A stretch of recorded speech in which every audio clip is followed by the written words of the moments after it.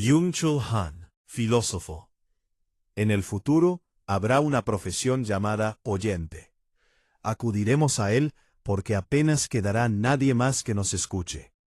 Escuchar es dar, lo único que ayuda al otro a hablar. El filósofo surcoreano advierte que cada vez hablamos más, pero escuchamos menos. En una época acelerada y llena de ruido, prestar atención al otro se ha convertido casi en un acto de resistencia. Han advierte sobre la pérdida silenciosa de la escucha.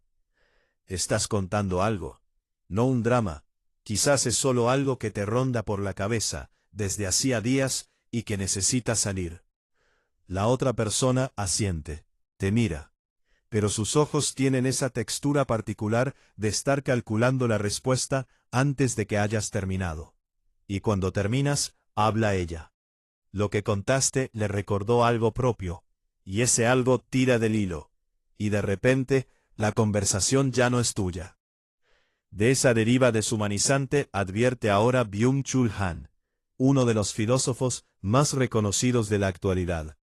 En el futuro habrá posiblemente una profesión que se llamará oyente. Acudiremos al oyente porque aparte de él, apenas quedará nadie más que nos escuche. Hoy perdemos cada vez más la capacidad de escuchar. Escuchar es un prestar, un dar, un don. Es lo único que le ayuda al otro a hablar. Esta no es una escena propia de la modernidad. Hace más de 3000 años, Pitágoras ya exigía a sus discípulos que aprendieran a escuchar antes de hablar, y que respetaran siempre el silencio. La educación del alma comienza por aprender a oír. En el silencio se descubren las verdades que el ruido nos oculta.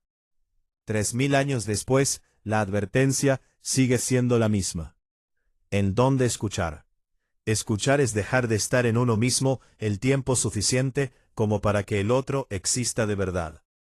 Escuchar, dice Han, no es un acto pasivo.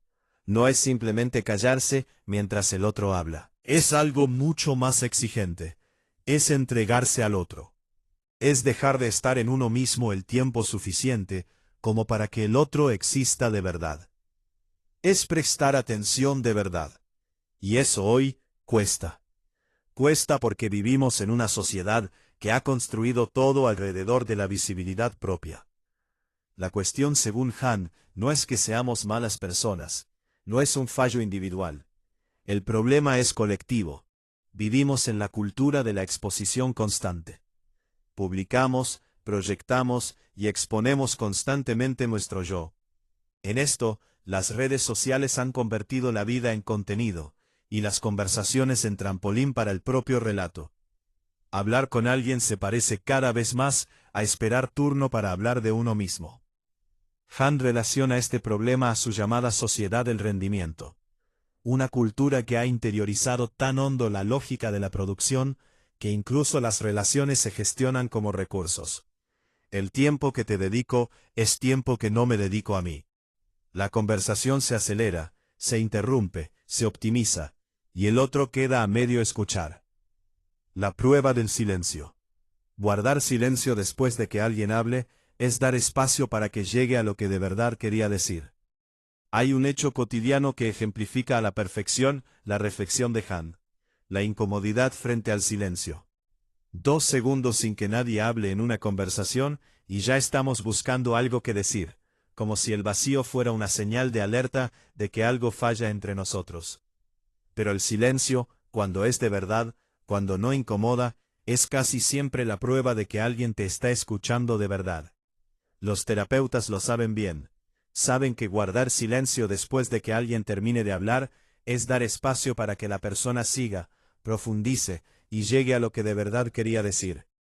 Por eso es importante practicar el silencio para aprender a escuchar. Sin embargo, nosotros no somos capaces de aguantar ese silencio suspendido en el aire. Al segundo ya lo estamos arrebatando para responder al instante. Cogemos el hilo que nos interesa sin remordimientos. El que nos lleva a nuestra historia, a nuestra opinión, a nuestro turno. Así nos advirtió el filósofo cínico Diógenes en la antigüedad.